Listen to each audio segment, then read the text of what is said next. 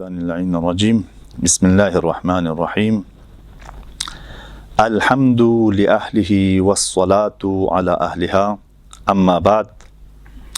محترم ناظرین کرام، السلام علیکم ورحمۃ اللہ وبرکاتہ۔ عنوان گفتگو معنویت سے دوری کی علت ہے، جس پہ گزشتہ کچھ مطالب عرض کرنے کی سعادت حاصل کی۔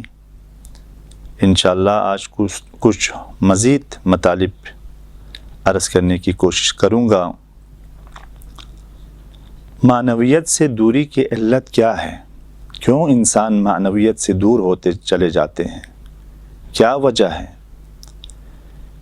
اس کے علل و اسباب قرآن کی آیات کی طرف توجہ کرنے سے اور روایات معصومین کی طرف توجہ کرنے سے معلوم ہوتا ہے کہ بہت سے اسباب و علل ہے، جن اسباب و علل کی وجہ سے جو ہے انسان معنویت سے روز بروز دور ہوتے چلے جاتے ہیں۔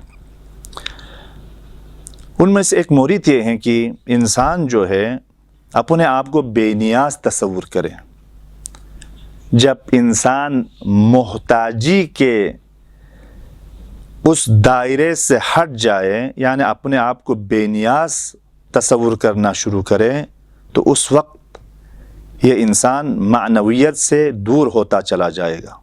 در حال ہے کہ قرآن ہر وقت اس انسان کو ذہن نشین کر رہا ہے کہ انسان یا ایھا الناس انتم الفقراء الی اللہ واللہ هو الغنی الحمید۔ سورہ فاطر آیت نمبر 15 میں خدا ارشاد فرما رہا ہے، ہر انسان، پوری کائنات، روئے زمین پر جتنے بھی مخلوقات الہی، سارے کے سارے جو ہے خدا کی بارگاہ میں نیاز مند ہے، احتیاج مند ہے، ضرورت مند ہے، محتاج الی اللہ ہے۔ انتم الفقراء الی اللہ، سارے کے سارے فقیر الی اللہ ہے، محتاج الی اللہ ہے۔ اور غنی اگر ہے تو وہ ذات کردگار ہے، ذات پروردگار ہے۔ بس انسان محتاج پروردگار ہے، قرآن یہ اعلان کر رہا ہے، لیکن انسان اپنے آپ کو بے نیاز سمجھتا ہے۔ معلم بشریت، رحمت للعالمین، پیغمبر گرامی اسلام، وہ باعظمت شخصیت، وہ ہر وقت دعا میں یہ بیان فرماتے ہوئے ہم دیکھتے ہیں پیغمبر کی دعاؤں میں یہ کلمات موجود ہے کہ پیغمبر فرماتے ہیں خدا کی بارگاہ میں گڑ گڑاتے ہوئے اور روتے ہوئے، راز و نیاز کرتے ہوئے بیان فرماتے ہیں کہ الفقر فخری، یعنی میری جو نیاز مندی ہے جس پر میں افتخار کرتا ہوں، وہ کون سی نیاز مندی ہے؟ فقر کی مذمت میں بہت ساری روایتیں ہیں، بہت ساری آیتیں موجود ہیں فقر کی مذمت میں، لیکن وہ مالی فقر کی مذمت میں وہ روایتیں ہیں۔ مالی فقر قابل تعریف نہیں ہے، احتیاج بدیگران قابل تعریف نہیں ہے، کسی اور پر محتاج ہونا یہ قابل تعریف نہیں ہے، لیکن پیغمبر یہاں پر اس نیاز مندی کی طرف اشارہ فرما رہے ہیں۔ وہ کیا ہے؟ وہ معنوی نیاز مندی ہے۔ ہر جہت سے، معنویت کے لحاظ سے انسان خدا کی بارگاہ میں محتاج ہے۔ لہٰذا معنویت سے دوری کے اسباب میں سے ایک یہ ہے کہ انسان اپنے آپ کو مستغنی سمجھے، بے نیاز تصور کرے، در حال کہ لحظہ بلحظہ، ثانیہ بثانیہ انسان خدا کے بارگاہ میں محتاج ہے۔ الہی لا تکلنی الی نفسی طرفۃ عین ابدا، آنکھ کی پلک جھپکنے کی حد تک، اسی مختصر سی مدت کی حد تک انسان خدا سے دور ہو جائے یا انسان کو اپنے آپ پر چھوڑ دیا جائے تو یہ انسان نابود ہو جاتا ہے۔ اسی لیے حضرت یوسف علیہ السلام کو جب کنویں میں ڈال رہا تھا یا قتل کرنا چاہ رہے تھے ان کے برادران، تو یوسف جو ہے تبسم کرتا ہے، تو کسی بھائی نے پوچھا ابھی تو تمہاری جان جا رہی ہے، اس وقت ہنسنے کا وقت ہے، کیوں ہنس رہے ہو؟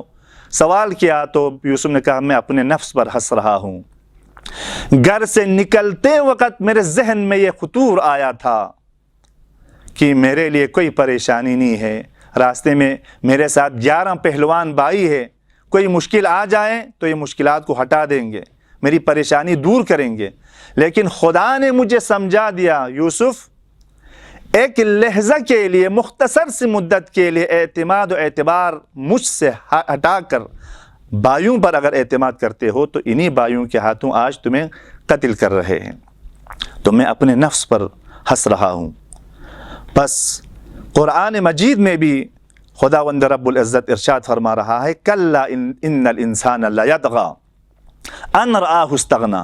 آیت اللہ قراتی، استاد قراتی فرماتے ہیں کہ مال و دولت باعث طغیان گری نہیں ہے، مال باعث طغیانی نہیں ہے، باعث مثلا ضلالت نہیں ہے، باعث گمراہی نہیں ہے۔ آپ فرماتے ہیں کہ اپنے آپ کو بے نیاز تصور کرنا شروع کریں، وہ باعث طغیانی ہے۔ ان رآہ استغنی کہا ہے، اپنے آپ کو بے نیاز سمجھنے لگتا ہے۔ بس ایسے لوگ بھی دنیا میں آئے ہیں، بہت سے مالدار تھے، لیکن انہوں نے کبھی بھی اپنے آپ کو بے نیاز نہیں تصور نہیں کیا، اپنے مال و دولت کو دین کے لیے خرچ کیا، اسلام کے لیے خرچ کیا، جس کی مثال جو ہے ان میں سے ایک حضرت خدیجہ سلام اللہ علیہا ہے۔ اور دوسری بات جو قرآن نے ذکر کیا ہے وہ کیا ہے؟ وَإِذَا مَسَّ الْإِنسَانَ ضُرٌّ دَعَا رَبَّهُ مُنِيبًا إِلَيْهِ،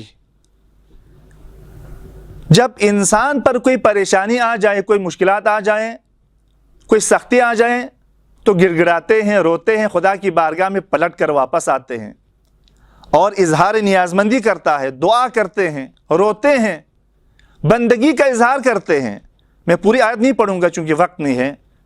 سورہ زمر آیت نمبر 8 میں خدا ارشاد فرما رہا ہے وَإِذَا مَسَّ الْإِنسَانَ ضُرٌّ دَعَا رَبَّهُ مُنِيبًا إِلَيْهِ، جب مشکل آ جائے، پریشانی آ جائے تو خدا کی بارگاہ میں گڑ گڑاتے ہیں، روتے ہیں، لیکن مشکل ٹل جائے تو سارے کے سارے وہ جو مسائل بھول جاتے ہیں۔